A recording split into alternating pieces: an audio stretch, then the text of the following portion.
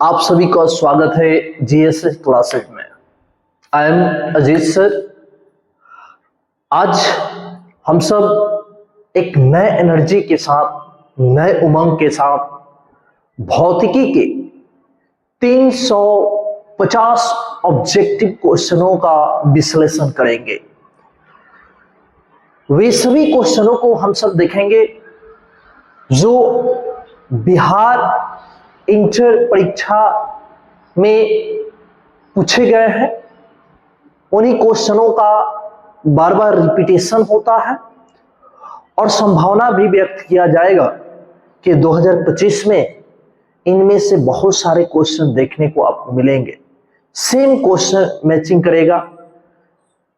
तो आज आप सब देख रहे हैं बिहार इंटर परीक्षा 2025 भौतिकी की महामैराथन। वो भी महामैराथन कहने का मतलब यहां पे आप देख रहे हैं 350 प्लस ऑब्जेक्टिव क्वेश्चनों का संग्रह। और आप पाइएगा कि हमारे साथ जब जुड़े हैं तो इन क्वेश्चनों को जब देखिएगा तो बातों बातों में और देखते देखते चीजों को याद हो जाएगा। हम आपसे यही कहेंगे कि इस वीडियो को आप कम से कम 3 बार देख लीजिएगा। 3 बार एग्जाम से पहले यदि आप 3 बार या साप्ताहिक करके देख लीजिएगा तो आपका भौतिकी से रिलेटेड किसी प्रकार का डाउट नहीं रहेगा। अगर थोड़ा बड़ा डाउट रहता है तो उस डाउट को कमेंट में कीजिए कि अगला जो वीडियो होगा अब किस पर बनाए जाएंगे। जो यहाँ पे बात करेंगे तो इसमें डेट वाइज नहीं है। एक और भौतिकी का महामैराथन क्लास चलेगा जो जनवरी के करीब में चलेगा और वहां पे डेट वाइज क्वेश्चन होंगे। डेट वाइज जैसे 2013 में, 2020 में, 2019 में, 2021 में, 2024 तक कौन कौन से क्वेश्चन पूछे गए हैं। यहाँ डेट वाइज नहीं है। इन क्वेश्चनों का हम लोग विश्लेषण करेंगे। टेंशन लेने की जरूरत नहीं है। इससे आपका जो परीक्षा को लेकर, इंटर के परीक्षा को लेकर जो रणनीति अपनाए हुए हैं उन रणनीति में इन क्वेश्चनों से आपके अंदर एनर्जी जाग उठेगा और भी एनर्जी आएगा। इन सारे क्वेश्चनों को हम सब देखेंगे। आप देखिएगा कि इन सारे क्वेश्चनों का जो एक्सप्लेनेशन होगा वो एक आपका कंसेप्ट और फैक्ट दोनों के आधार पे होगा। तो आइए अब बात को ना इधर उधर करते हुए हम सब देखते हैं ऑब्जेक्टिव क्वेश्चनों को।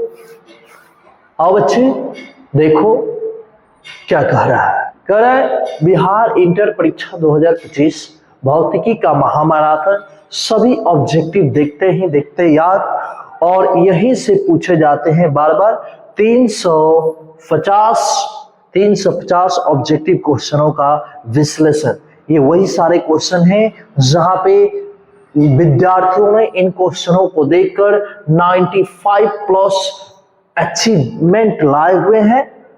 मेरे पास भी कुछ ऐसे विद्यार्थी हैं जो 2020, 2021, 2022, 2023 और 2024 में इन सारे ऑब्जेक्टिव क्वेश्चनों का विश्लेषण किए और बेहतर से बेहतर नंबर लाए। अधिकांश कुछ विद्यार्थी ऐसे हैं जो एवरेज है, जो आपकी तरह है मेहनत करने वाले, जो 90 प्लस लाए। आप भी उसमें शामिल होइए। आप भी अगले बार 2025 का जो रिजल्ट हो उसमें आपका भी 90 प्लस भौतिकी में निश्चित ही आना चाहिए यदि आप हमारे साथ जुड़े हैं तो। बहुत बहुत धन्यवाद। देखते हैं क्वेश्चनों को देखते हैं। आ जाओ बच्चे, एक एक क्वेश्चन, थोड़ा लंबा क्लास चलने वाला है। लंबा क्लास 350 ऑब्जेक्टिव क्वेश्चनों का विश्लेषण होगा। तो इसलिए आओ हम चाहेंगे कि आप बैठिए कॉपी कलम लेकर और उन चीजों को देखिए। इन चीजों का जो नोट्स वगैरह है आपको डिस्क्रिप्शन बॉक्स में आपको दे दिए जाएंगे। आइए देखते हैं बच्चे। पहला क्वेश्चन, आइए पहला क्वेश्चन जो है बहुत सुंदर बच्चे है, बहुत सुंदर क्वेश्चन है। कह रहा है क्वेश्चन कि विद्युत आवेश का एसआई मात्रक क्या होता है। बाबू जो आवेश होता है, आवेश का एसआई मात्रक जो होता है चार्ल्स ऑगस्टीन डे कूलम। जो आवेश होता है, इस आवेश का जो मात्रक होता है बच्चे, इस आवेश का मात्रक कूलम होता है। Professor Charles Augustine day coulomb के नाम पे है, जिसको C से सूचित किया जाता है। और एक कूलम का जो मान होता है वो कितना होता है बच्चे, तो एक कूलम का मान होता है 6.25 इंटू 10 के पावर कितना 18 इलेक्ट्रॉन। इतने इलेक्ट्रॉन का एक ग्रुप होता है। आगे भी बहुत सारे क्वेश्चन के अनुसार हम सब नए नए चीजों को देखेंगे। यहीं से एक अच्छा संबंध आता है 1 ESU इलेक्ट्रोस्टैटिक यूनिट और इंटू कितना होता है यहाँ पे 3 इंटू 10 के पावर 9 कूलम। फिर यहाँ पे ये यहाँ जो वैल्यू होता है, एक बहुत सुंदर रिलेशन होता है बच्चे, बहुत सुंदर रिलेशन होता है। एक कूलम बराबर 3 गुणे 10 की पावर 9 ESU बराबर 10 EMU।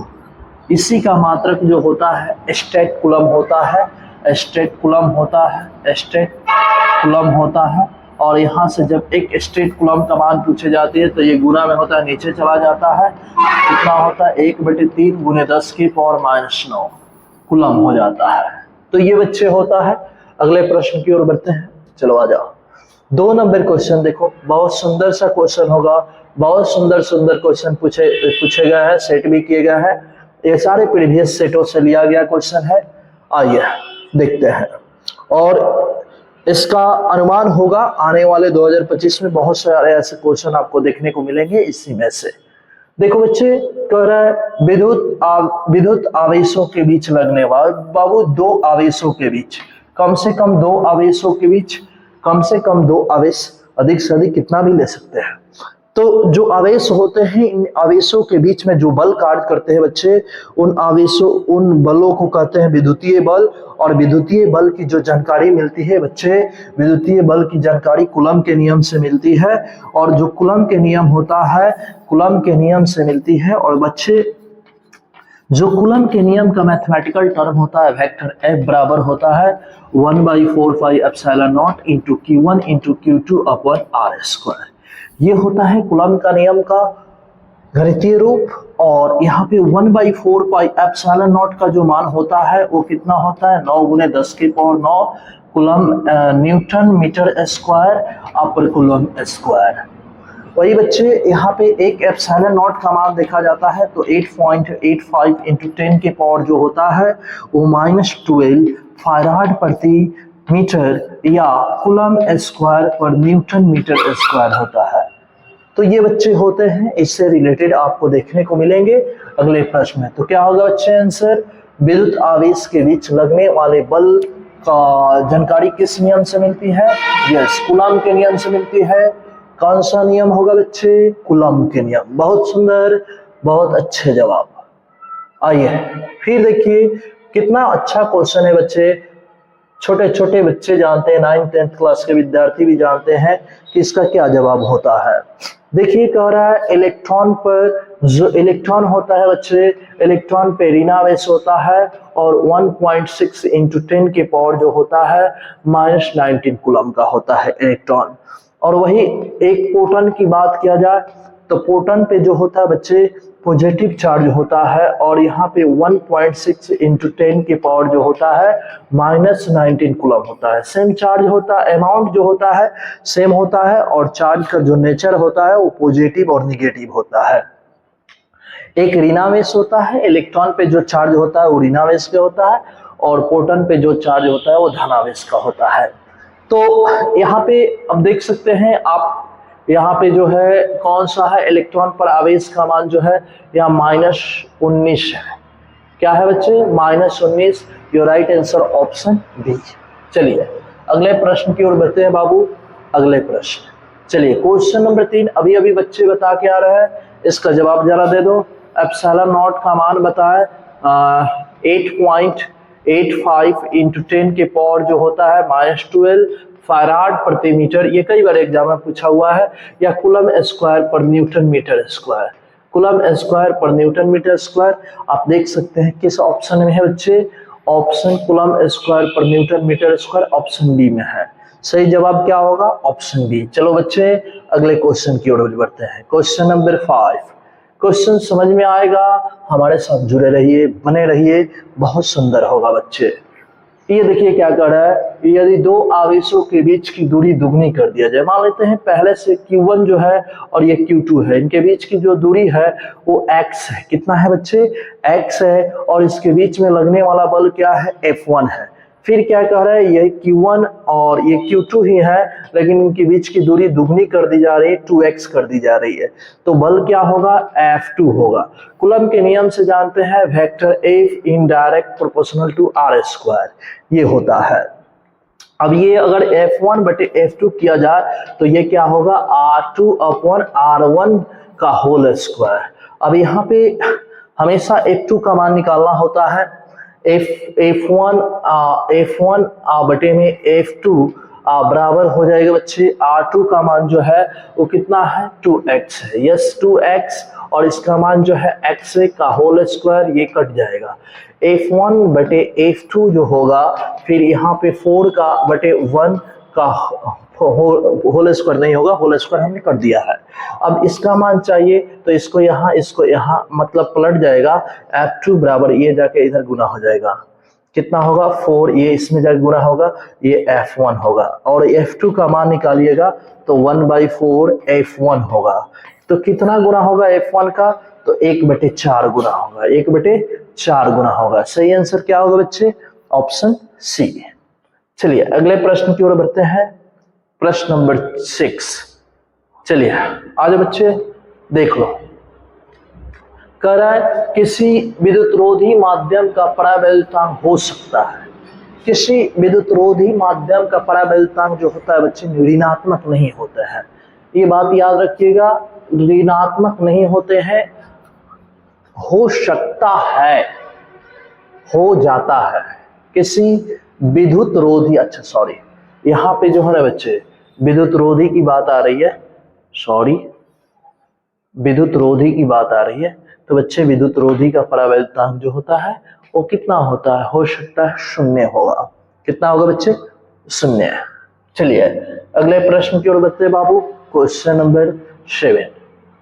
आइए देखिए, धातुओं का जो परावैद्युतांक होता है, धातुओं का परावैद्युतांक अनंत होता है। धातुओं का परावैद्युतांक कितना होता है बच्चे, धातुओं का परावैद्युतांक जो होती है कितनी होती है, अनंत होती है। वही विद्युत रोधी के लिए कितना हो सकता है, 1 हो सकता है, 0 हो सकता है।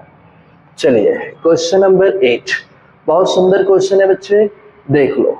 यहाँ पे कह रहा है विद्युत क्षेत्र की तीव्रता का एसआई मात्रक, विद्युत क्षेत्र की तीव्रता को वेक्टर ई से व्यक्त करते हैं, यह एक सदिश राशि है, ये वेक्टर F/Q होता है।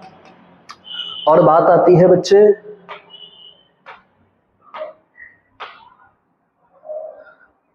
चलिए, तो और इसकी बात आ जाए तो और भी इसमें हो जाता है पॉइंट, इसका मान 1/4 pi epsilon not into Q/r², इसी का मैथमेटिकल टर्म होता है। फिर इसी का मैथमेटिकल टर्म होता है VE/dVr, dV/dr, इसी का होता है मान। फिर तो इसका जो मात्रक होता है बच्चे, इसका ऊपर वाला का न्यूटन हो जाएगा, और आवेश का मात्रक कूलम, तो एक मात्रक न्यूटन पर कूलम। इसका जो होता है बोल्ट होता है, क्या बच्चे, बोल्ट, और यहाँ पे जो होगा इसके लिए मीटर, बोल्ट प्रति मीटर या न्यूटन पर कूलम। तो न्यूटन पर कूलम आप देख सकते हैं किस ऑप्शन में है, ऑप्शन ए में है। अगले क्वेश्चन की ओर बढ़ते हैं बच्चे, बहुत सुंदर क्वेश्चन, आ जाओ देख लो, कितना आसान क्वेश्चन, मस्त है, मस्त क्वेश्चन आ गया आपके सामने। देखिए क्वेश्चन, देखिए क्वेश्चन कह रहा है एक स्थित आवेश क्या उत्पन्न कर सकता है। देखिए 2-3 बातें समझिए, 1 2 3 4 बातों को समझ लीजिए। ये ऑस्टेड का, हॉन्स क्रिश्चियन ऑस्टेड ने 1820 ईस्वी में विद्युत धारा के चुंबकीय प्रभाव की व्याख्या करते हुए उसका कुछ निष्कर्ष दिए, और उस निष्कर्ष के अनुसार ये बात बताई जाती है कि जो आवेश होता है, जब आवेश स्थिर होता है, आवेश स्थिर होता है तो एक स्थिर आवेश जो होता है केवल विद्युतीय क्षेत्र उत्पन्न करता है। कौन सा क्षेत्र उत्पन्न करता है बच्चे? केवल विद्युतीय क्षेत्र। वही जब आवेश गतिमान होता है तो वो केवल चुंबकीय क्षेत्र उत्पन्न करता है। क्या करता है बच्चे? केवल चुंबकीय क्षेत्र। गतिमान होता है तब। और वही जब बच्चे पृथक्कृत होकर गतिमान होता है, मतलब पृथक्कृत होकर जब गतिमान होता है बच्चे तो ये दोनों क्षेत्र उत्पन्न करता है। दोनों मतलब विद्युतीय क्षेत्र भी और चुंबकीय क्षेत्र भी। वही बच्चे अगर देखा जाए कौन सा, जब ये जो होता है ये त्वरित होता है। जब बच्चे आवेश जो होते हैं, जब आवेश त्वरित होते हैं तो जब आवेश जो होता है त्वरित होता है, विद्युतीय, चुंबकीय और विकिरण तीनों गुण व्यक्त करता है। विद्युतीय, चुंबकीय और विकिरण जो होता है ये तीनों गुण डेवलप करता है। तो क्वेश्चन के अनुसार आप इसका आंसर दे दीजिए। कह रहा है एक स्थिर आवेश क्या उत्पन्न करता है बच्चे? तो एक स्थिर आवेश केवल विद्युतीय क्षेत्र उत्पन्न करता है। चलिए देख लीजिए, एक बार याद कर लीजिए। जो स्थिर आवेश होता है केवल विद्युतीय क्षेत्र, जो गतिमान होता है केवल चुंबकीय क्षेत्र, और जो पृथक्कृत होकर गतिमान होता है वो दोनों करता है विद्युतीय और चुंबकीय दोनों क्षेत्र, और जो त्वरित होता है वो विद्युतीय क्षेत्र, चुंबकीय क्षेत्र और विकिरण तीनों डेवलप करते हैं। अगले क्वेश्चन की ओर बढ़ते हैं। चलो बच्चे आ जाओ। कह रहा है कि एक वस्तु पर, ठीक है बच्चे, जैसे जैसे क्वेश्चन बोलेगा वैसे वैसे काम करेंगे।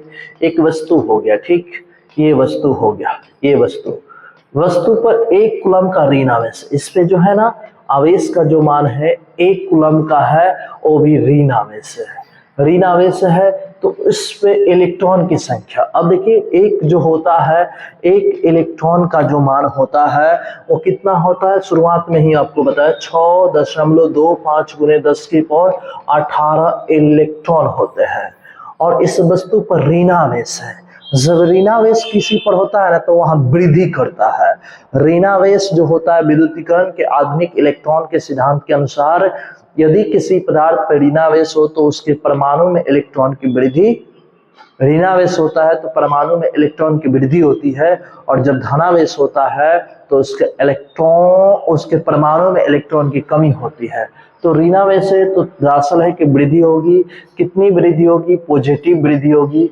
कह रहा है कि 6.25 × 10⁻18 यहाँ पे होगा, 18 नीचे आ गया है, 18 अधिक होगा, ये वृद्धि होगी। यस बच्चे, राइट आंसर ऑप्शन डी।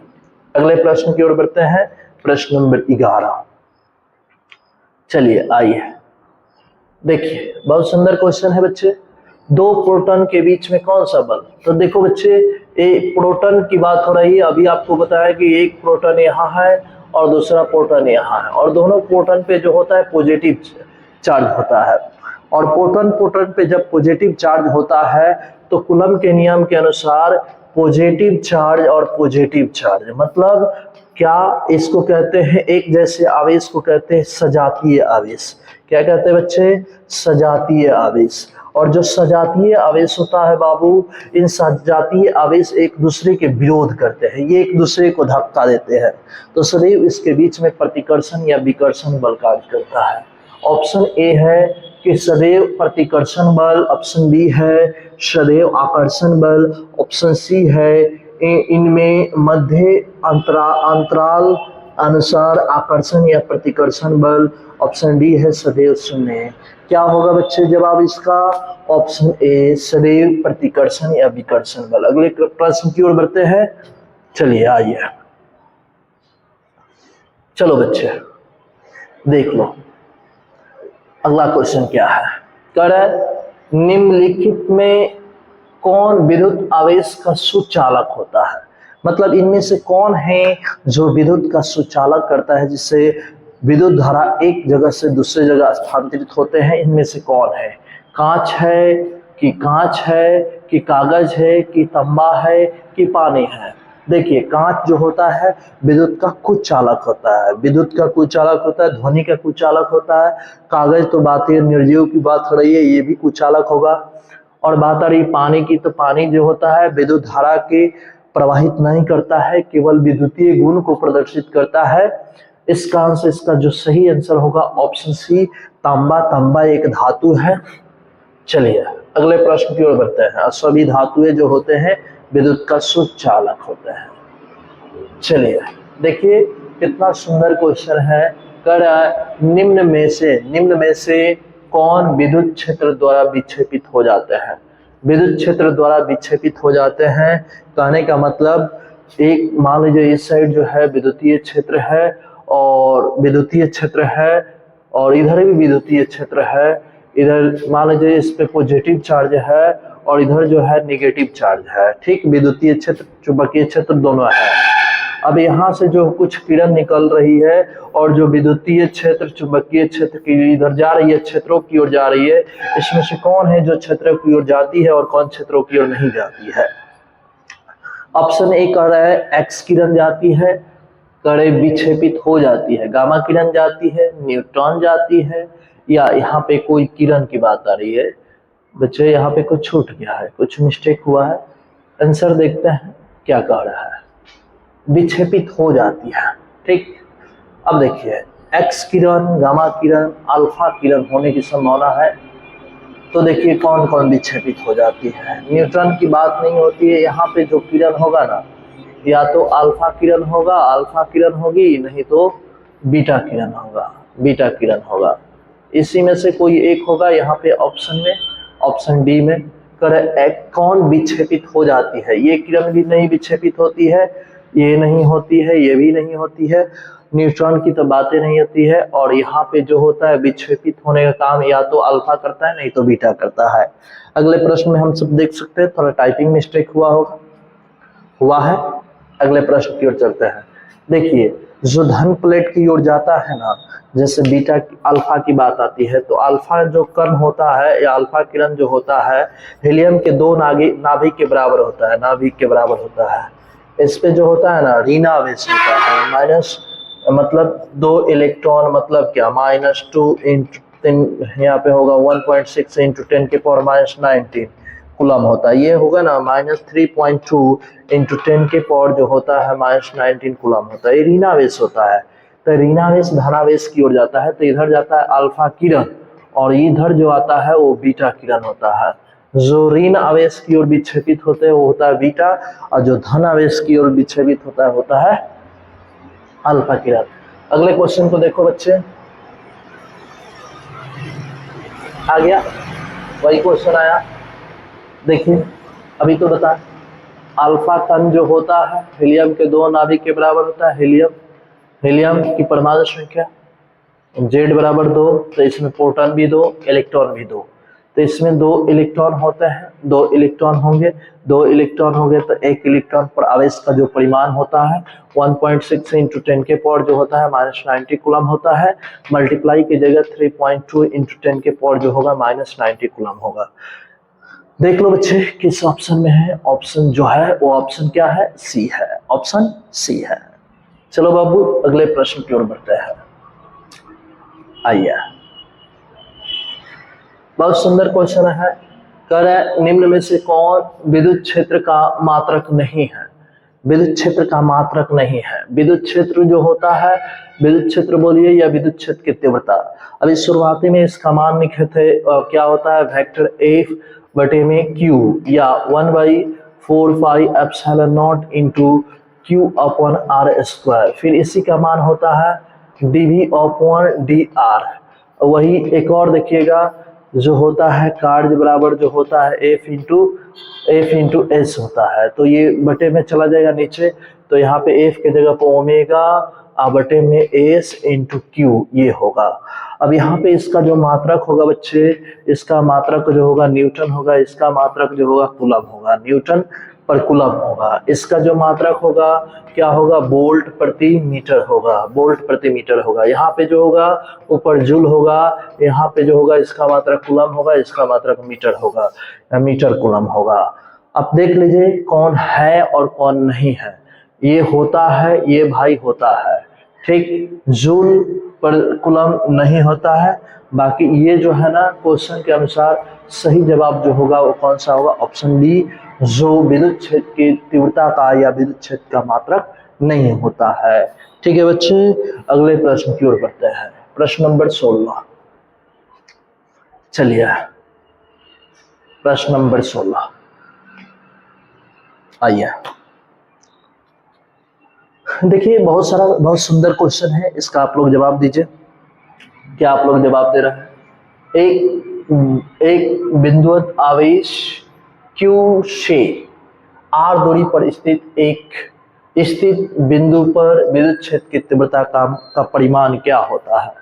ये क्या कह रहा है, बहुत सुंदर है। एक बिंदुवत आवेश है यहाँ है और इससे R दूरी पर एक बिंदु Q कोई आवेश है और यहाँ पे विद्युत क्षेत्र की तीव्रता वेक्टर E का मान पूछा जा रहा है।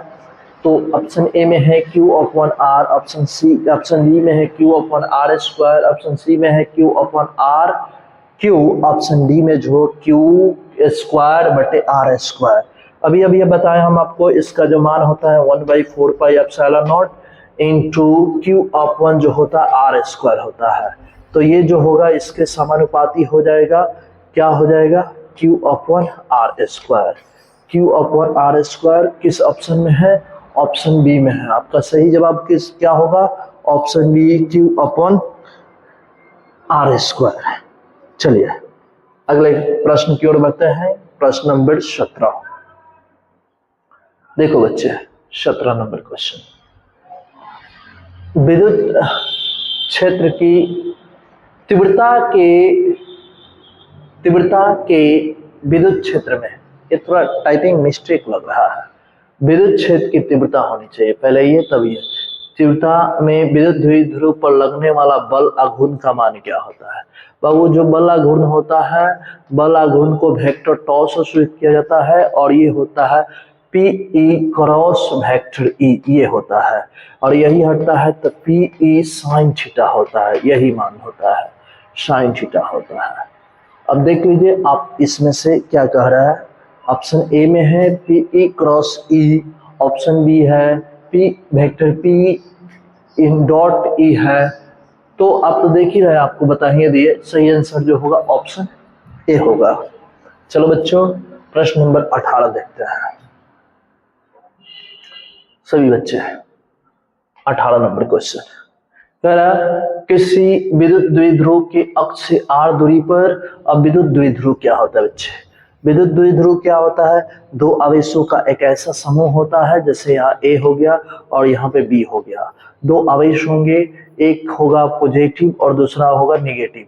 उसके अमाउंट जो होते हैं, परिमाण जो होता है, मात्रा जो होता है समान होता है, लेकिन उनके बीच की लेकिन उनका जो परिमाण होता है वो अलग अलग होता है।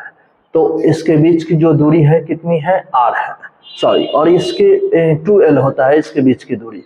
यहाँ से R दूरी पर कोई है, कोई बिंदु के यहाँ पे कोई बिंदु है और इस बिंदु पर अक्षीय स्थिति में वेक्टर E अक्षीय स्थिति में आइएगा तो इसका जो मान होता है 1/4πε0 इंटू 2 वेक्टर P/R³ होता है। वही जो होता है बच्चे निरक्षीय स्थिति में आइएगा, निरक्षीय स्थिति में, तो निरक्षीय स्थिति में होता है इसका मान 1/4πε0 इंटू वेक्टर P/R³। ये जो होता है अक्षीय स्थिति में होता है, ये निरक्षीय स्थिति में होता है विद्युत द्विध्रुव का। अब यहाँ पे जो है आप देख सकते हैं Q है, Q के व्युत्क्रमानुपाती होगा। सही जो आंसर होगा वो क्या होगा, ऑप्शन डी। क्या होगा बच्चे, ऑप्शन डी। चलो अगले प्रश्न की ओर बढ़ते हैं।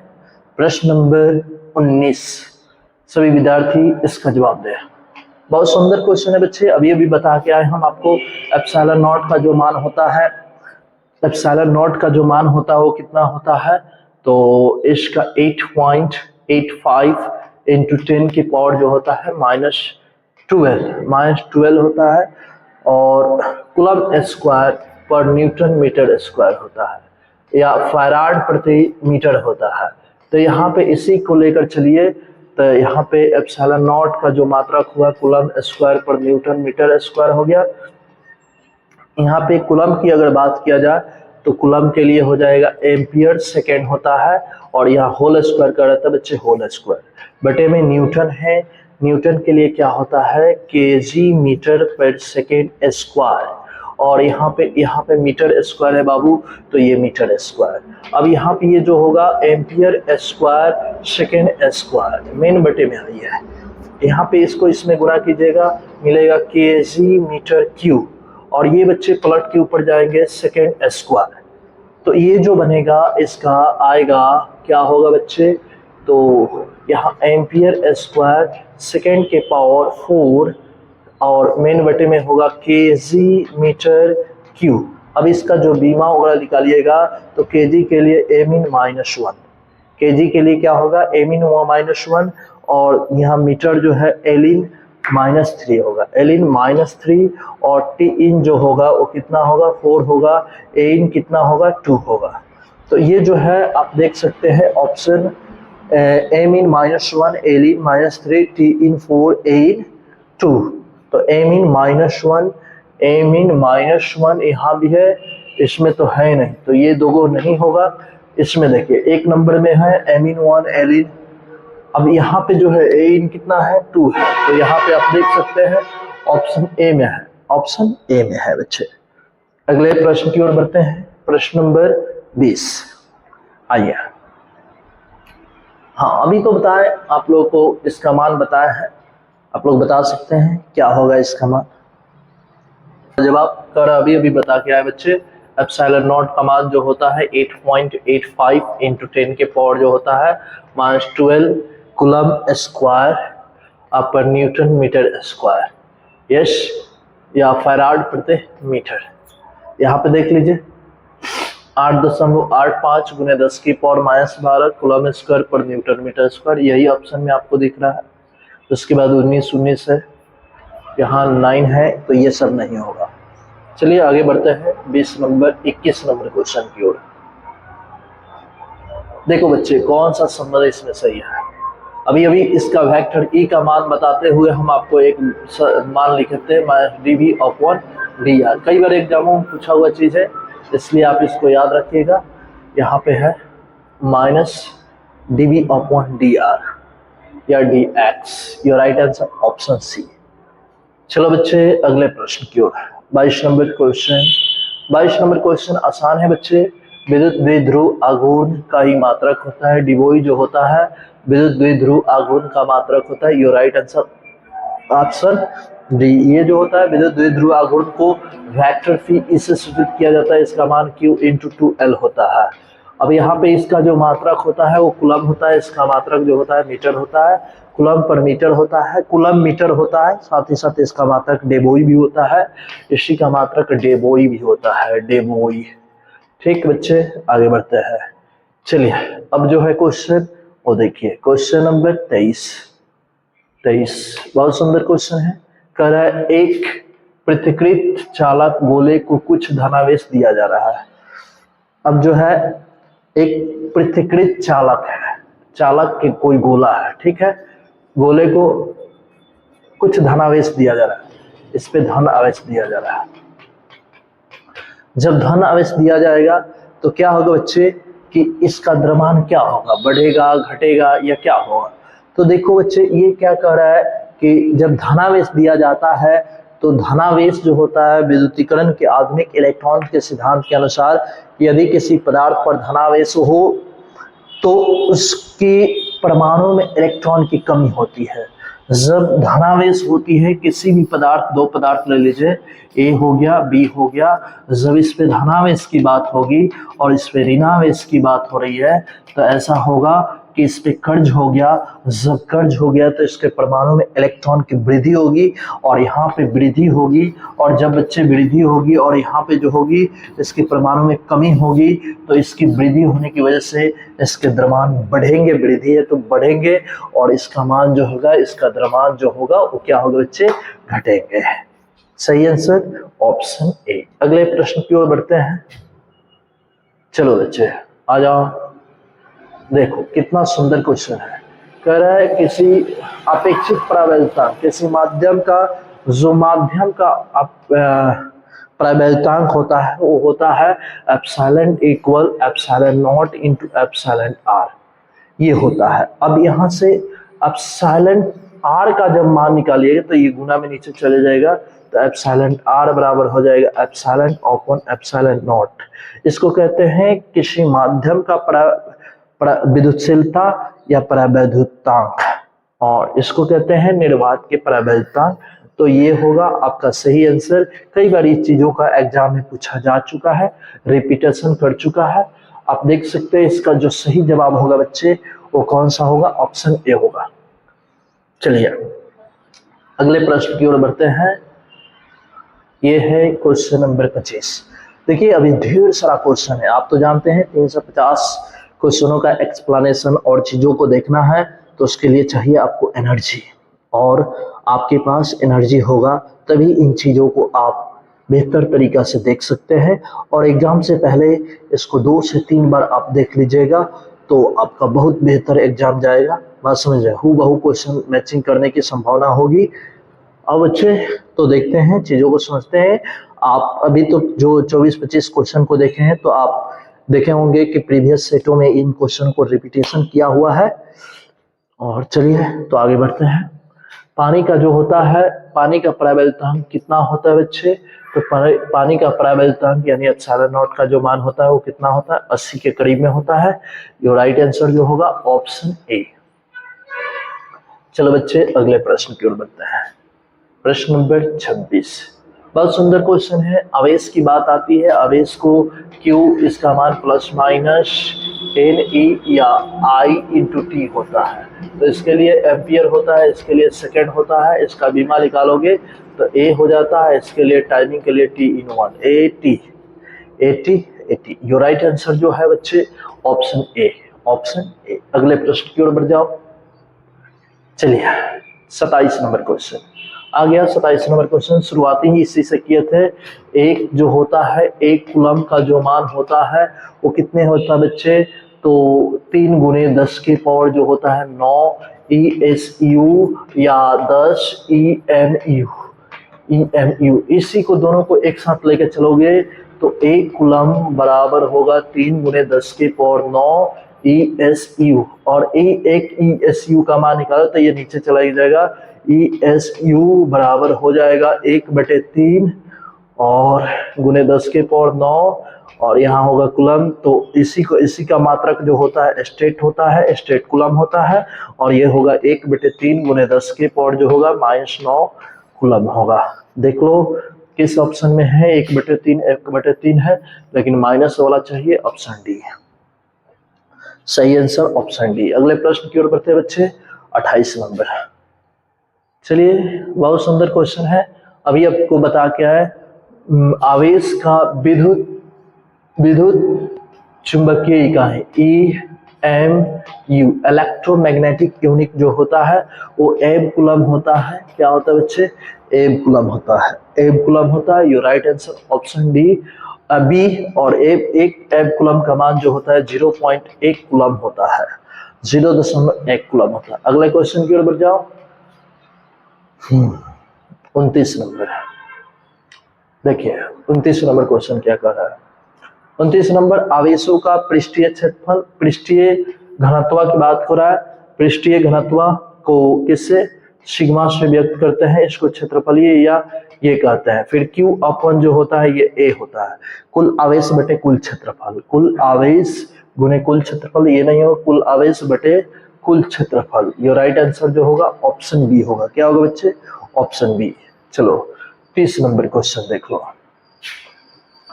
देखो ये जो होता है बच्चे तड़ित चालक के बारे में, लाइट कंडक्टर जो होता है इसके बारे में बताने वाले महान वैज्ञानिक जो है बेंजामिन फ्रैंकलिन है।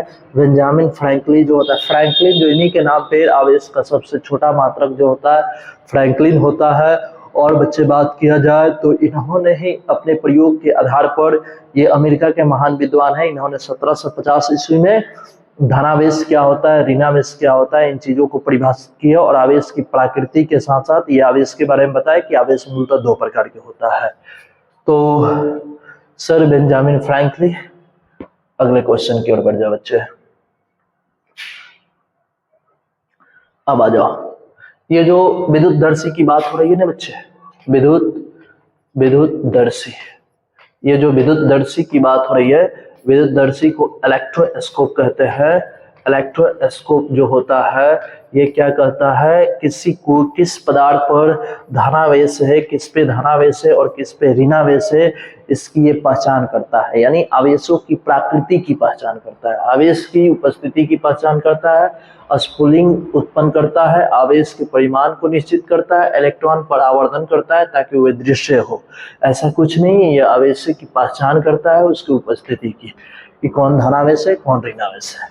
चलो आगे बढ़ते बच्चे, 32 नंबर क्वेश्चन, बहुत सुंदर सुंदर क्वेश्चन है इसमें। आइए, ये तो हम आपको बताकर ही आए हैं। कह रहा है विद्युत क्षेत्र की तीव्रता का मान जो है आप देखकर बता सकते हैं। वेक्टर ई का जो मान होता है 1/4 pi epsilon nought into Q upon R square होता है। देख लीजिए किस ऑप्शन में है, किस ऑप्शन में है बच्चे, ऑप्शन बी है। चलिए अगले क्वेश्चन की ओर बढ़ते हैं। बहुत अच्छा क्वेश्चन है, ये सब क्वेश्चन एग्जाम में पूछा हुआ चीज बच्चे, रिपीटेशन करता है कई बार ये एग्जाम। कर है यहाँ किसी स्थान पर विद्युत क्षेत्र की तीव्रता, ठीक है, विद्युत क्षेत्र की तीव्रता को वेक्टर ई से कहते हैं। वेक्टर स्थान पर क्षेत्रफल से गुजरने वाले, क्षेत्रफल ए हो गया, क्षेत्रफल ए हो गया विद्युत क्षेत्र की, विद्युत फ्लक्स की बात हो रहा है, विद्युत फ्लक्स को फाई ई से व्यक्त करते हैं। और जो बच्चे विद्युत फ्लक्स होता है ये होता है vector E into vector D A, यही जो मान आता है ई ए कॉस थीटा आता है, ई ए कॉस थीटा होता है। तो ये आप डॉट के रूप में देख लीजिए, यहाँ पे है फाई ई का मान, ऑप्शन बी। चलो बाबू 34 नंबर क्वेश्चन है, क्वेश्चन नंबर 34। गॉस के प्रमेय के अनुसार, गॉस के प्रमेय जो है 1834 ईस्वी में कार्ल फ्रेडरिक गॉस के अनुसार दिया गया। इनके अनुसार जो होती है फाई ई बराबर जो होता है क्यू अपॉन एप्सिलॉन नॉट होता है, क्यू अपॉन एप्सिलॉन नॉट होता है। क्या होगा बच्चे, कौन से ऑप्शन होंगे, ये होगा फाई बराबर Q upon epsilon, option A. चलो बाबू आ जाओ 35 नंबर क्वेश्चन को देख लो।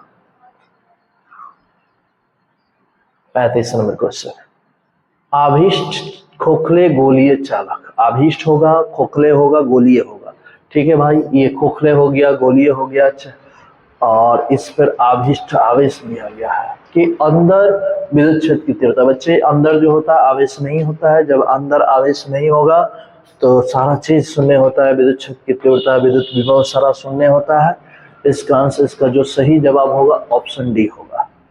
अगले क्वेश्चन की ओर बढ़ो, 35 नंबर, 36 नंबर क्वेश्चन, बहुत सुंदर क्वेश्चन है बच्चे, बता दो इसको। कर एक बंद पृष्ठ के अंदर विद्युत द्विध्रुव स्थित है, बंद पृष्ठ निर्गत विद्युत फ्लक्स का मान कितना होगा, बता दो। विद्युत फ्लक्स का मान क्या होगा, अंदर की बात हो रही है।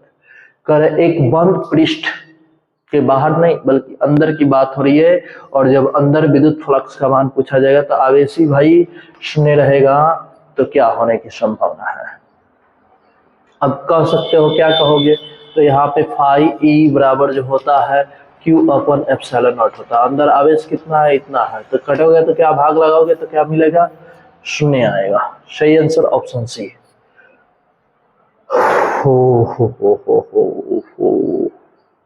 आओ अच्छे, ए बाबू देख, बहुत सुंदर क्वेश्चन है, एग्जाम में कई बार पूछा हुआ। आइए, वायु में स्थित एकांक धनावेश, अब जो है ना आवेश का मान कर रहा है क्यू का मान जो है एकांक धनावेश प्लस में है। अब कह रहा है निकलने वाली संपूर्ण विद्युत फ्लक्स का मान, संपूर्ण विद्युत फ्लक्स फाई ई का मान निकालना है। गॉस प्रमेय के अनुसार हम लोग जानते हैं, गॉस प्रमेय के अनुसार फाई ई बराबर जो होता है क्यू अपॉन एप्सिलॉन नॉट। यहाँ जो होता है इसका मान 1 रखना है, यहाँ एप्सिलॉन नॉट होगा, तो यही इसका वैल्यू होगा। और कभी कभी एग्जाम में तो इसको ऐसे देता है, इन्वर्ट चला कर देता है, देख लो भाई ऑप्शन, इसको इसमें भी देखने को मिलेगा। पिछले कई बार एग्जामों में इसको इन्वर्स लगा पूछा हुआ, इस बात पे ध्यान देना बच्चा।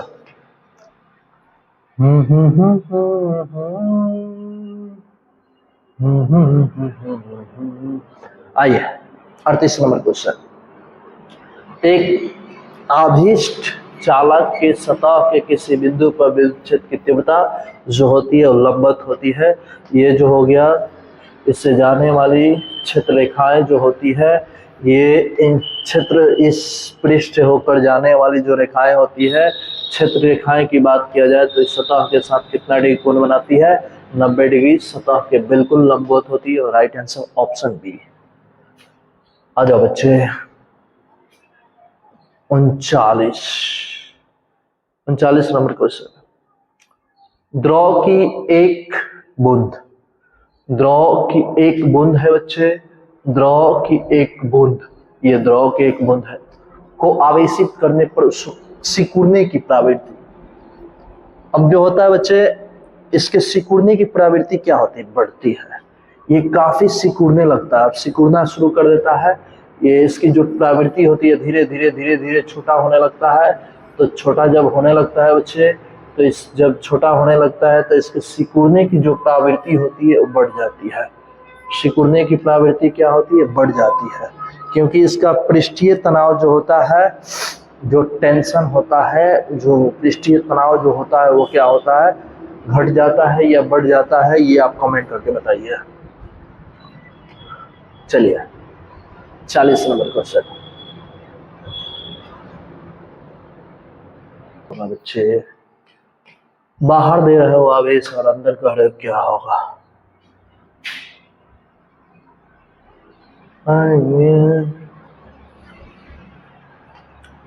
देखिए बच्चे क्या होगा इसका आंसर। देखिए क्वेश्चन कह रहा है आवेश की एक समतल चादर है, एक समतल चादर है, इस पर आवेश दिया गया है। समतल चादर जिसका पृष्ठ है के समीप, इस पृष्ठ के जो क्षेत्रफल a है इसके समीप जो है r दूरी पर विद्युत क्षेत्र की जो तीव्रता होती है, वेक्टर E का मान जो होता है सिग्मा अपॉन 2/ε0 होता है। ये कौन सा ऑप्शन में है, तो आप देख सकते हैं ऑप्शन जो है ऑप्शन ए है। सही आंसर क्या होगा बच्चे, ऑप्शन ए। चलो 42 नंबर क्वेश्चन को देख लो। 42 नंबर क्वेश्चन बहुत सुंदर क्वेश्चन है भाई। 42 आर जो है 10 सेंटीमीटर, आर की जो मान है वो 10 सेंटीमीटर है।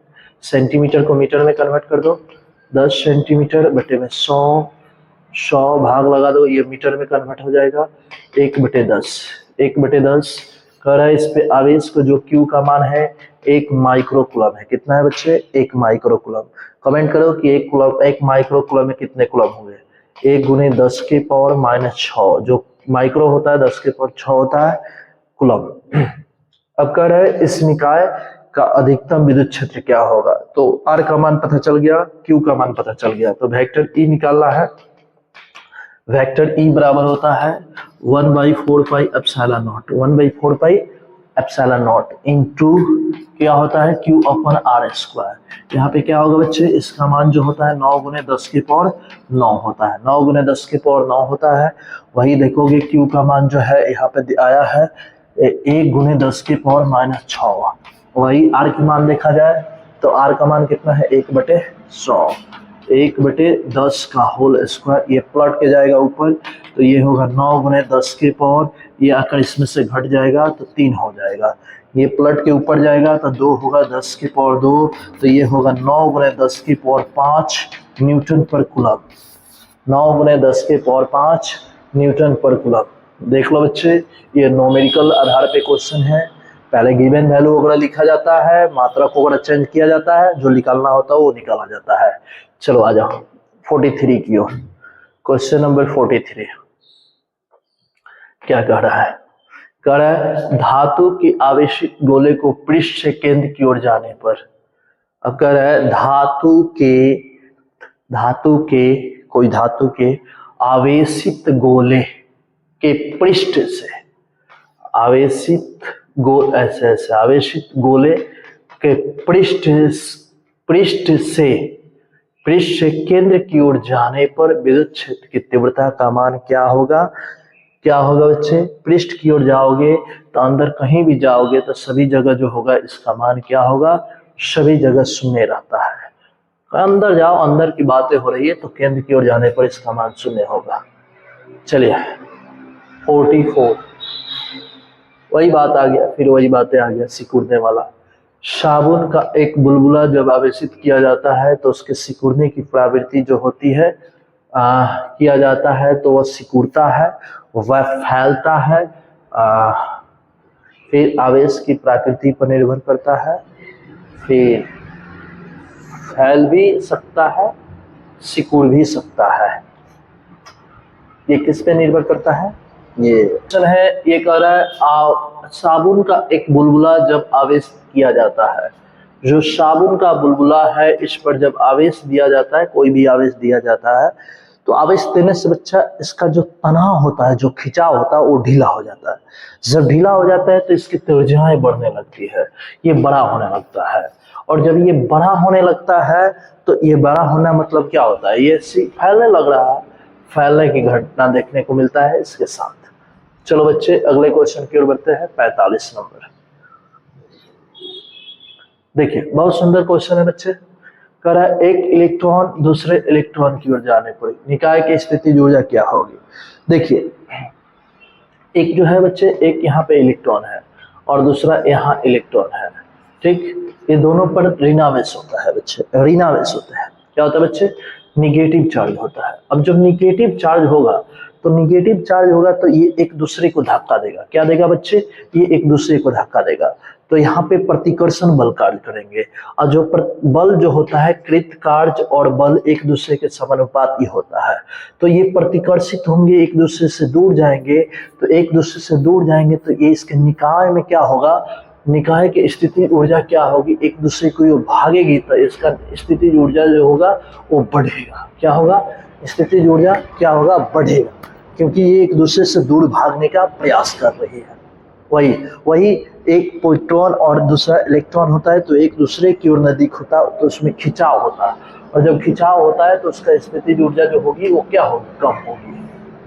चलिए यहाँ पे बात आ रही है कौन सी राशि जो है इसमें से सदिश है। तो जो तीव्रता होती है, तीव्रता यहाँ पे देख सकते हैं, यहाँ पे विद्युत विभव अदिश राशि है। विद्युत क्षेत्र की तीव्रता ये जो है सदिश राशि, आवेश अदिश राशि, पृष्ठीय घनत्व जो है अदिश राशि है। तो ये सारा जो है ये सब अदिश राशि है। जितना तीव्रता होती है, आघूर्ण होती है, सारा जो होता है तीव्रता और आघूर्ण जो होता है बच्चे वो क्या होते हैं? तो वो सदिश राशि होते हैं। चलिए अगले प्रश्न की ओर बढ़ते हैं।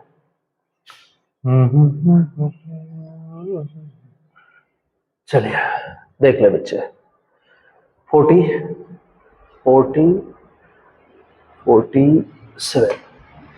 क्या कर रहा है? वही बात है, अभी तो बताया, एक दूसरे की ओर आ रही है, निकाय की स्थिति जो है घटेगी, इस कंडीशन में घटेगी, और जो ही एक दूसरे को धक्का देगा, दूर भागेगा तो क्या होगा? बढ़ेगा। चलिए 48 आ गया, वही बात आ रहा है बाबू। साबुन के एक बुलबुले को कुछ ऋणावेश दिया जा रहा है। अब इस पे ना जो बुलबुला है इस पे ऋणावेश दिया जा रहा है। अब जब ऋणावेश दिया जाएगा तो ये दरअसल है कि फैलेगा, तो कह रहा है कि इसकी त्रिज्या क्या होगा? बढ़ेगी। यस बच्चे, ऋणावेश है तो ऋणावेश होने की वजह से आकृति बढ़ती है, वृद्धि होती है। चलिए आगे बढ़ते हैं। 40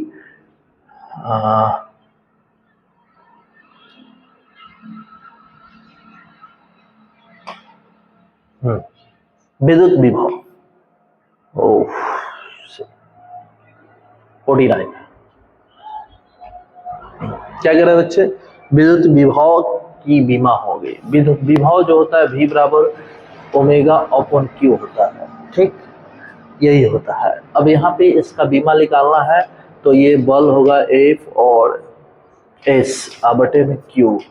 तो यहाँ पे अगर बात किया जाए तो बच्चे बल का मात्रक न्यूटन और विस्थापन का मीटर, कूलम के एम्पियर सेकेंड। तो इसका मात्रक देखा जाए इसका होगा केजी मीटर पर सेकेंड स्क्वायर इंटू 1 मीटर और बटे में बाबू एम्पियर सेकेंड। अब ये सेकेंड नीचे उतर जाएगा तो होगा केजी और मीटर में मीटर स्क्वायर, अब बटे में होगा एम्पियर सेकेंड की पावर 3।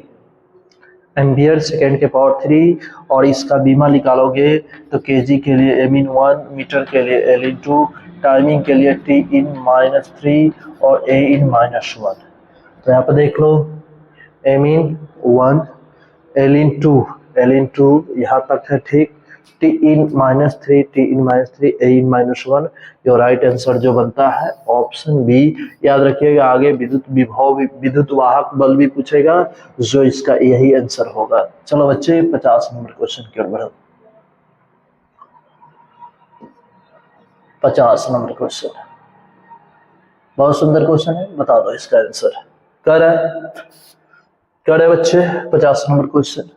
एक प्रोटॉन, ठीक है भाई, एक प्रोटॉन को 1 वोल्ट, यहाँ आवेश का मान 1 प्रोटॉन है और 1 वोल्ट की बात हो रही है, एक विभव का मान जो है 1 वोल्ट है, को त्वरित किया जाए तो इसके द्वारा ऊर्जा जो मान होगा वो क्या होगा। तो इसका जो ऊर्जा होगा क्या होगा, ऊर्जा V बराबर जो होता है ω/Q होता है। अब ऊर्जा पूछ रहा है, प्लस गुना कीजिएगा, ओमेगा बराबर जो होगा V/Q।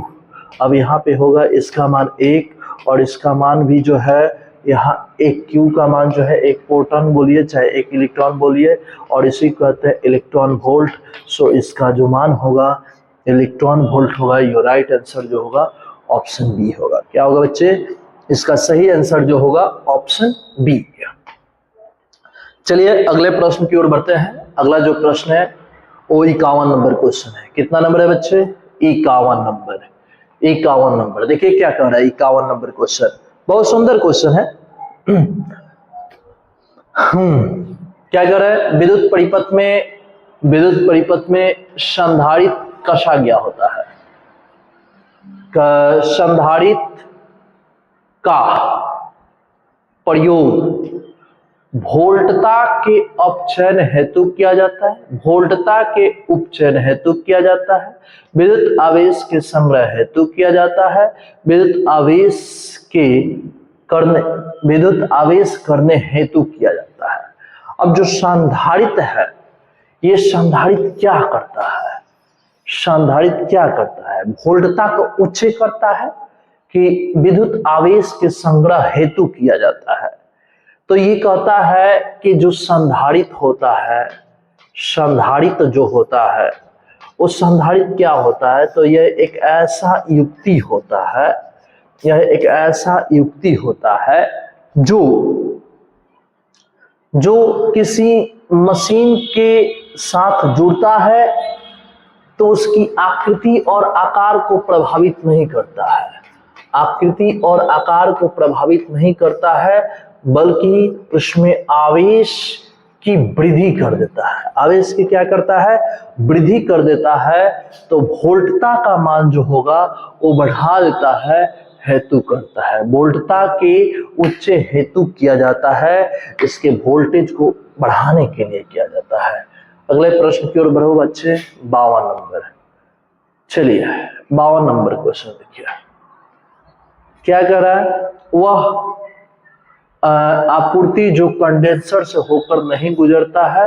अब देखिए वो कौन है, तो इसका प्रयोग जो होता है ना नहीं किया जाता है। कंडेंसर जो होता है, कंडेंसर आवेश के संग्रह के काम होता है, तो इसका प्रयोग जो होता है डीसी करंट में नहीं किया जाता है। इसका हमेशा यूज जो होता है किसमें किया जाता है, एसी के लिए किया जाता है। योर राइट आंसर, कंडेंसर का यूज हमेशा एसी अल्टरनेटिंग करंटों के लिए किया जाता है। चलिए 53 नंबर क्वेश्चन, 53 नंबर क्वेश्चन कर रहा है, बैटरी के धनात्मक ध्रुव से जुड़े गए इलेक्ट्रोड। ये जो बैटरी है, इस बैटरी के एक पॉजिटिव और दूसरा निगेटिव, एक पॉजिटिव हो गया दूसरा निगेटिव हो गया। अब कह रहे हैं कि इसके धनात्मक के साथ जुड़े गए, बैटरी के धनात्मक के साथ जुड़े गए इलेक्ट्रोड को क्या कहते हैं, कैथोड, एनोड, आयन या इलेक्ट्रोप्लेट कहते हैं। क्या कहते हैं, तो देखिए जो 53 नंबर, बैटरी के धनात्मक ध्रुव से जुड़े गए इलेक्ट्रोड को ऋणात्मक वाला जो जुड़ा रहता है, यहाँ पे जो होता है वो क्या होता है, ऋणात्मक के साथ कैथोड, कैथोड होता है बैटरी के लिए, और धनात्मक के साथ एनोड होता है। सही आंसर जो होगा ऑप्शन सी होगा। अगले प्रश्न की ओर बढ़ते हैं बच्चे। 5 पर 4। फैराडे का मान जो होता है, एक फैराड का जो मान होता है 96,500 कूलम प्रति मोल होता है। 96,500 कूलम, 96,000 कितना होता है बच्चे? 96,500 कूलम। अब ये जो है 2 4 यहाँ से घसक के आएगा तो इसका मान आएगा 9.65 गुने 10 के पावर जो होता है 4 कूलम प्रति मोल होगा, कूलम प्रति मोल होगा।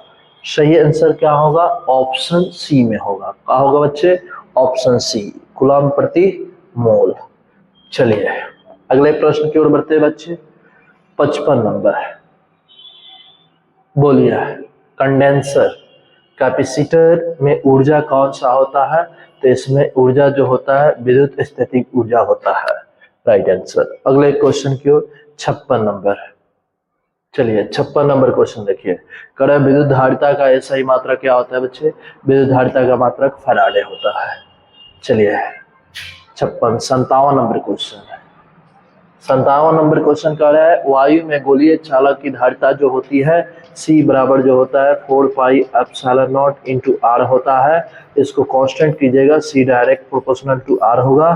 त्रिज्या गोले के त्रिज्या के समानुपाती होता है। सही आंसर जो होगा ऑप्शन बी होगा। आगे बढ़ा जाए बच्चे, चलो बोर्ड पे ध्यान देते रहो, चीजों को समझते चलो, आगे बढ़ते चलो। क्या कर रहा है? कह रहा है यहाँ पे ये बात कर रहा है कि 3 संधारित्र जिसमें प्रत्येक की धारिता C है, श्रेणीबद्ध क्रम में जुड़ा गया है।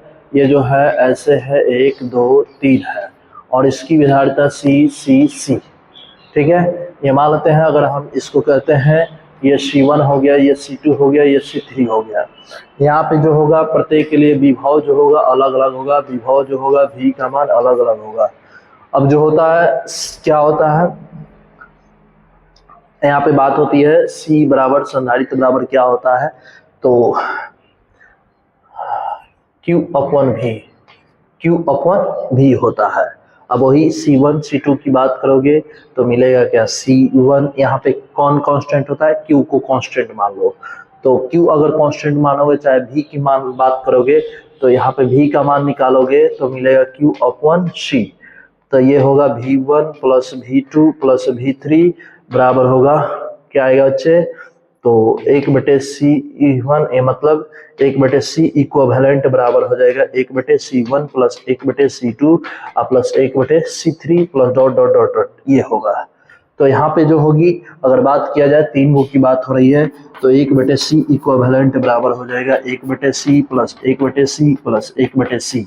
अब ये होगा 3/C, यानी A1/C इक्विवेलेंट बराबर हो जाएगा 3/C, पलट जाएगा C इक्विवेलेंट जो होगा कितना होगा? C/3 होगा। कितना होगा बच्चे? C/3 होगा, C/3 होगा। दोनों साइड पलट देंगे, C/3 होगा। जो राइट आंसर जो होगा ऑप्शन सी। चलिए अगले प्रश्न की ओर बढ़ते हैं। अगला प्रश्न देखिए, चलिए 5 पर 9। क्या क्वेश्चन कह रहा है? क्वेश्चन कह रहा है किसी संधारित्र की धारिता निर्भर नहीं करती है। जो संधारित्र की धारिता जो होती है आकार आकृति पर निर्भर करता है, उनके बीच की प्लेटों पर निर्भर करता है। अगर देखिए, अगर एक ऐसा संधारित्र है और एक छोटा सा संधारित्र है, तो इसकी धारिता दोनों पर निर्भर करेगी। तो ये जो होगा ये क्या हो गया? आकार हो गया, ठीक है। और आकार नहीं, ये जो हुआ आकृति हुआ। अब आकार की बात करें, एक छोटा सा है और एक जो है इसी में के साइज बढ़ा दिया गया है। तो इसमें ना ये आकार साइज पर निर्भर करेगा, आकृति पर, आकार पर, और इसके बीच के निर्भर पर करता है प्लेटों के बीच के दूरी पर। ये किस पर निर्भर नहीं करता है? तो प्लेटों के आवेश पर निर्भर नहीं करता है। चलिए 60 नंबर क्वेश्चन देख ले बच्चे। 60 नंबर क्या कह रहा है? धारा को मापने में किसका उपयोग किया जाता है? धारा को मापने में वोल्ट मीटर, ओमीटर, एमीटर। धारा मापने की बात आती है एम्पियर मापी। चलिए 61 नंबर क्वेश्चन। 61 नंबर क्वेश्चन क्या कह रहा है बच्चे? करंट को ले जाने वाले 2 समानांतर तारों के बीच की परिभाषा के लिए प्रयुक्त किया जाता है। दो तार हो गया, ये तार धारा जो प्रवाहित होगी एक जगह से दूसरी जगह जाएगा, ये निर्भर करता है वोल्टता पर, क्योंकि आवेश का प्रवाह हाई वोल्टेज से लो वोल्टेज की ओर होती है। Your right answer option C है। चलिए 62 नंबर क्वेश्चन है। 62 नंबर क्वेश्चन क्या कह रहा है? 62 नंबर क्वेश्चन कह रहा है विद्युत ऊर्जा मापने में, विद्युत ऊर्जा को मापने के लिए किसका उपयोग किया जाता है? तो किलोवाट घंटा का। 1 किलोवाट घंटा जो होता है इसका मान होता है 3.6 × 10⁻⁴ जो होता है 6 जूल होता है। तो ये किसकी माप करता है? ऊर्जा की माप करता है। अगले प्रश्न की ओर बढ़ते हैं। चलिए 63 नंबर 63 नंबर क्वेश्चन, विद्युत प्रतिरोध का जो माप करता है, विद्युत प्रतिरोध का माप कौन करता है? विद्युत प्रतिरोध का माप ओम करता है। ओम की माप क्या करता है? वोल्ट में होता है, एम्पियर में होता है, ओम में होता है, कूलम में होता है। इसकी माप जो होती है किस में होती है? ओम में होती है। अगले प्रश्न 6/4, आ जाओ बच्चे, आ जाओ आ जाओ आ जाओ आ जाओ। क्या कह रहा है? किसी चालक के विशिष्ट प्रतिरोध किस पर निर्भर है? जो रो होता है, विशिष्ट प्रतिरोध को रो से सूचित किया जाता है, R/A/A। किस पे निर्भर करता है? चालक के संयोजन पर, चालक की लंबाई पर, चालक के अनुप्रस्थ पर, या ताप और चालक पर। तो चालक के अनुप्रस्थ काट के क्षेत्रफल करे किस पर निर्भर करता है? तो हम लंबाई की बात आ गई, लंबाई पर निर्भर करता है, अनुप्रस्थ काट के क्षेत्रफल रहता तब। योर राइट आंसर जो होगा ऑप्शन बी होगा। चलिए अगले प्रश्न की ओर बढ़िए। 65 नंबर देखिए, हम लोग 65 नंबर क्वेश्चन पे आ गए। क्या कह रहा है 65 नंबर क्वेश्चन? किसी चालक का तार का प्रतिरोध ताप बढ़ने पर क्या होता है? जो रेजिस्टेंस होता है ये टेम्परेचर पर निर्भर करता है। जितना अधिक रेजिस्टेंस के मान बढ़ेगा टेम्परेचर बढ़ेगा। रुकावटें जितना अधिक होगी उतना ही अधिक गर्माहटें बढ़ेगी। तो टेम्परेचर के समानुपाती होता है। चलिए अगले क्वेश्चन की ओर बढ़ते हैं। 66 नंबर देखिए क्या कह रहा है। 66 नंबर क्वेश्चन है, ओम के नियम निम्न में से किसके बारे में सही जवाब देता है? तो ओम के नियम जो होता है चालक के लिए होता है V = I/R। ये होता है बच्चे V डायरेक्ट प्रोपोर्शनल टू, आप I भी कह सकते हैं। चलिए अगले प्रश्न की ओर बढ़ते हैं। 67 ये देखिए, अभी आपको हम बता के आ रहे हैं विद्युत ऊर्जा का जो मात्रक होता है किलोवाट घंटा होता है, किलोवाट घंटा होता है, किलोवाट घंटा। Your right answer option C. झुनझुन क्वेश्चन है, बहुत आसान क्वेश्चन है बच्चे। अगले क्वेश्चन की ओर बढ़ जाओ। क्या क्वेश्चन कह रहा है? क्वेश्चन देखिए, यदि किसी प्रतिरोध का तार लंबा कर दिया जाए तो उसका प्रतिरोधक क्या होगा?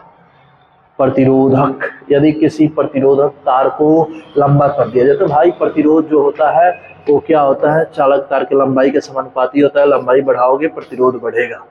क्या होगा? बढ़ेगा। लंबा करने पर प्रतिरोध का मान बढ़ता है। राइट आंसर ऑप्शन सी।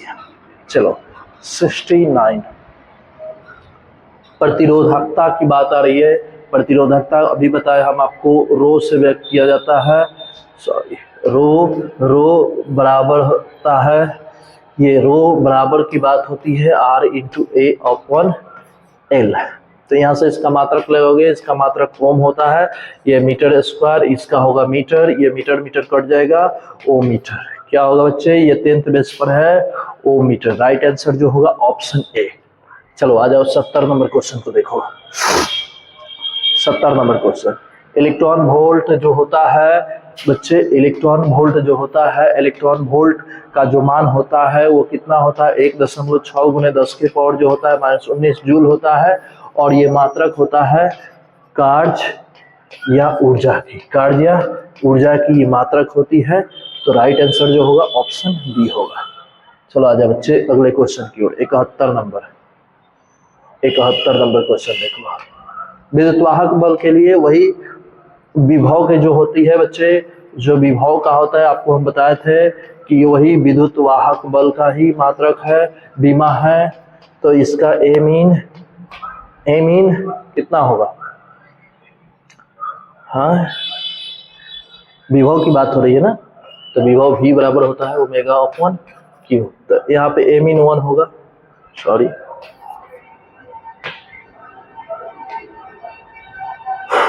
ये होगा F इंटू एस क्यूब, यहाँ पे हो जाएगा kg मीटर स्क्वायर पर second, Q ampere.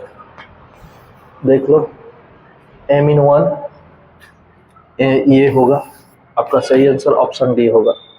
Option D देख सकते हो बच्चे, यहाँ पर देख लेना, पहले भी बता चुके हैं। 72 नंबर,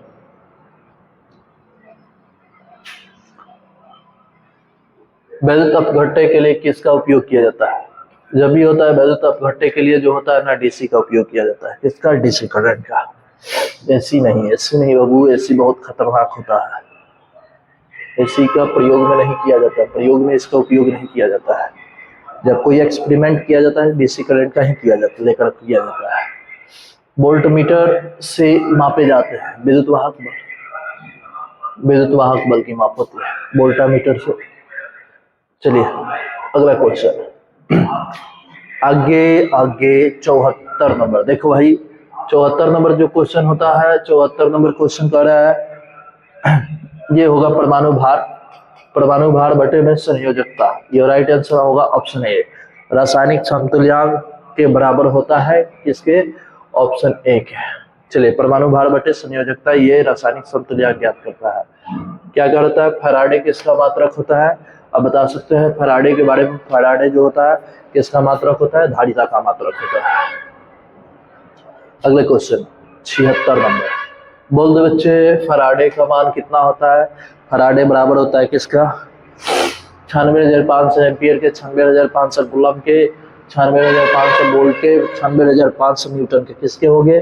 तो 96,500 कूलम प्रति मोल के। ये राइट आंसर ऑप्शन बी। चलिए अगले क्वेश्चन की ओर बढ़िए। अगला क्वेश्चन क्या कर रहा है? हाँ बहुत सुंदर क्वेश्चन है, इसका जवाब जो होगा ऑप्शन ए होगा। कह रहा है रासायनिक समतुल्यांक, रासायनिक समतुल्यांक और वैद्युत रासायनिक जेड के पदों में फैराडे के नियतांक के मान को कैसे व्यक्त किया जाए? तो इन तीनों के बीच में जो संबंध होता है ये होता है फैराडे के वैद्युत अपघट्य के नियम से, आप देख सकते हैं। चलिए 78 नंबर, 78 नंबर क्वेश्चन जो है विद्युत शक्ति का मान पूछ रहा है। ये होता है W/T या H/T, या ये होता है भाई I²R, या इसी का मान होता है V/I, या इसी का मान होता है V²/R। देख लीजिए इसमें से कौन सा संबंध होती है? V/R नहीं होता है, V²/R होता है, V गुना में नहीं होता है, V²/R। ऑप्शन सी सही आंसर जो होगा ऑप्शन सी हो। चलो अगला क्वेश्चन है, अगला क्वेश्चन, क्वेश्चन नंबर ये 79। विद्युत हीटर में जिस पदार्थ का उपयोग किया जाता है नाइक्रोम का तार, विद्युत हीटर में नाइक्रोम के तार। Your right answer option D. क्या है बच्चे? अगले क्वेश्चन 80 नंबर, 80 नंबर देख लो। 80 नंबर क्वेश्चन क्या कह रहा है? हाँ, किसी दिए गए चालक का विद्युत वाहक अपवाह वेग, अपवाह वेग, अपवाह वेग को VD से सूचित किया जाता है, या संवहन वेग। ये चालक के सिरे पर विद्युत क्षेत्र की तीव्रता की क्या होती है? तो समानुपाती होती है। राइट आंसर जो होगा ऑप्शन ए होगा, ऑप्शन ए। चलो बच्चे अगले क्वेश्चन की ओर। 81 नंबर, जल्दी जल्दी निपटाया जाए, आराम से चीजों को पढ़िए, जल्दी जल्दी हम कर रहे हैं। किरचॉफ का विद्युत परिपथ का संबंध प्रथम नियम किस पर होता है? किरचॉफ के प्रथम नियम जो होता है आवेश संरक्षण को देता है। प्रथम नियम जो होता है आवेश संरक्षण, और द्वितीय नियम जो होता है ऊर्जा संरक्षण, आवेश संरक्षण सिद्धांत को लागू करता है। बंद पार्श्व का नियम यानी द्वितीय नियम, द्वितीय नियम जो होता है ऊर्जा संरक्षण को लागू करता है, ऊर्जा संरक्षण नियम। Your right answer option C. चलो बच्चे अगले क्वेश्चन 83। 83 नंबर को क्या क्वेश्चन कर रहा है? विद्युत परिपथ में किसी बिंदु पर सभी धाराओं का योग जो होता है सिग्मा I = 0 होता है। ये किरचॉफ का नियम के अनुसार पता चलता है। किरचॉफ के प्रथम नियम या संधि के नियम। Your right answer option C. चलिए अब 84।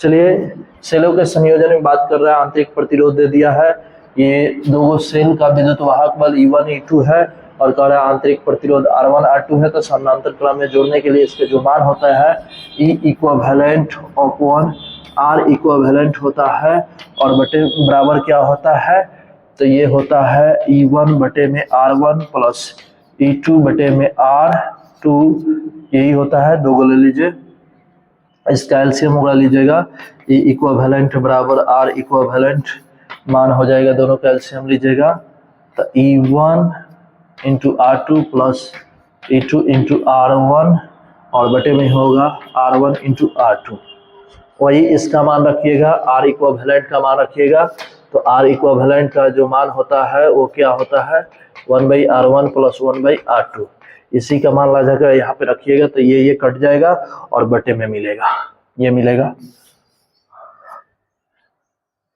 E1 into R2 E2 into R1 और बटे में R1 plus R2, your right answer option B. चलो बच्चे अगले प्रश्न की ओर बढ़ते हैं। 85 नंबर 85 नंबर क्वेश्चन क्या कर रहा है, विद्युत हीट एक्सचेंज सेतु का उपयोग किस लिए किया जाता है, अज्ञात प्रतिरोधों को ज्ञात करने के लिए, अज्ञात प्रतिरोधों को ज्ञात करने के लिए, प्रतिरोध मापन में। Your right answer option C है। 86 नंबर क्वेश्चन, सेल का विद्युत वाहक बल की माप जो होता है विभव मापी करता है या विभव मापी करता है, योर राइट आंसर जो होगा ऑप्शन डी होगा। चले बच्चे अगला question,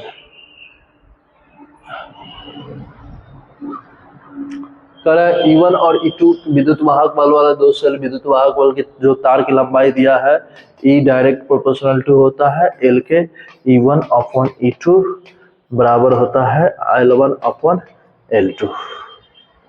E1 upon E2 right answer जो हो रहा है कौन सा ऑप्शन में जा रहा है, ऑप्शन बी। 88 बता सकते हैं क्या क्वेश्चन कर रहा है, जवाब क्या है, कह रहा है विद्युत धारा के चुंबकीय प्रभाव की खोज करने वाले ऑस्ट्रेट साहब थे सन 1820 ईस्वी में, हॉन्स क्रिस्टियन ऑस्ट्रेट।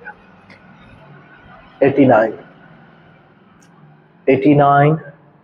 क्या कर रहा है भाई, इसको शुरू में ही बता दिया, ये दोनों क्षेत्र उत्पन्न करता है, केवल चुंबकीय क्षेत्र उत्पन्न करता है, केवल चुंबकीय क्षेत्र उत्पन्न करता है, कह रहा है एक गतिमान स्वतंत्र आवेश उत्पन्न करता है, केवल चुंबकीय क्षेत्र। चलिए 90 नंबर क्वेश्चन है, 90 नंबर क्वेश्चन, इसका क्या होगा जवाब,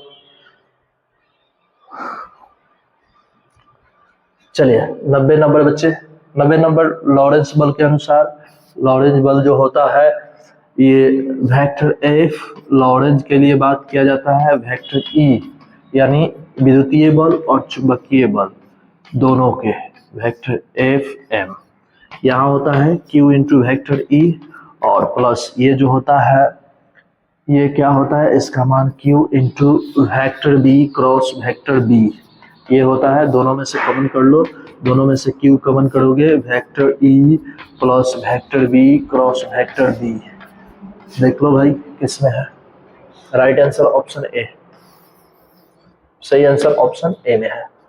90 नंबर क्वेश्चन, 90 नंबर क्वेश्चन आइए, अभी बता के आए आपको हम, वेक्टर एफ जो होगा चुंबकीय बल का मान जो होता है Q इंटू ब्रैकेट के अंदर vector B cross vector B होता है, और यही क्रॉस हटता है तो साइन में जाता है, वेक्टर एफ एम बराबर जो होता है Q B B sine theta, Q Q Q Q, option B किस में है भाई, ऑप्शन बी में। 91 नंबर, 91 नंबर क्वेश्चन, फ्लेमिंग के लॉरेंज बल की दिशा ज्ञात करने के लिए किसका उपयोग किया जाता है, फ्लेमिंग के दाएं हस्त के नियम, बाएं हस्त के नियम, किसका, दाएं की बाएं, बाएं बाएं बाएं हस्त का नियम का प्रयोग किया जाता है, जो राइट आंसर जो होगा ऑप्शन ऑप्शन ऑप्शन ए।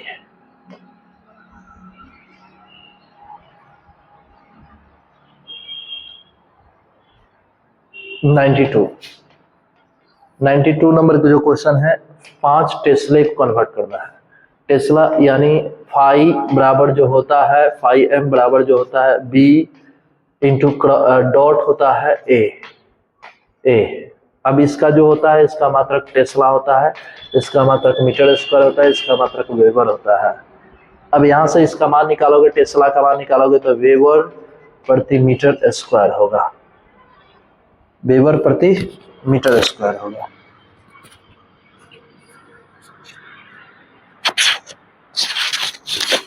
चलो भाई, वेबर प्रति मीटर स्क्वायर होगा। तो यहाँ पे कन्वर्ट कर सकते हो, 5 टेस्ला के जगह पर क्या लिखोगे, वेबर पर मीटर स्क्वायर। किस में है, किस ऑप्शन में है, ऑप्शन ए में है। 92 का आपका सही आंसर जो हुआ ऑप्शन ए है। 92 93 बोल बच्चे, अभी तो बता क्या है, अभी बताएं भाई क्या होता है। टेस्ला की बात किया जाए, चुंबकीय क्षेत्र यहाँ पे जो इसको वेक्टर बी से व्यक्त किया जाता है, और ये होता है वेक्टर एफ ऑफ 1 एम। इसका मात्रक न्यूटन होता है, इसका मात्रक देखिएगा एम्पियर मीटर होता है। न्यूटन के लिए हो जाएगा केजी मीटर पर सेकेंड स्क्वायर हो जाएगा, यहाँ पे होगा एम्पियर मीटर। मीटर से मीटर कट जाएगा, केजी होगा, और बटे में आइएगा तो एम्पियर सेकेंड स्क्वायर। अब यहाँ पे जो होगा, यहाँ पे बल की बात होगा तो m इन 1 होगा, यहाँ पे l नहीं है, l इन 0 होगा, t भी 0, t इन 2 होगा, t इन 2 होगा, -2 होगा, a इन -1 होगा। देख लो भाई, m in 1, l in 0, t in -2, a in -1। Your right answer option A 94।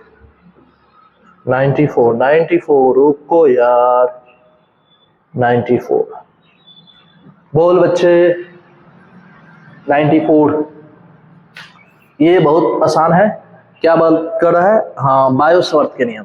बायोसावर्त का नियम जो होता है, किसी बिंदु पर विद्युत क्षेत्र की तीव्रता का मान ज्ञात करने के लिए mu not upon 4 pi into I D L sine theta upon R square. किस ऑप्शन में है, mu not upon 4 pi I D L sine theta upon R square. आप देख सकते हैं ऑप्शन ए में है, ऑप्शन ए। चलिए अगले 95 नंबर क्वेश्चन।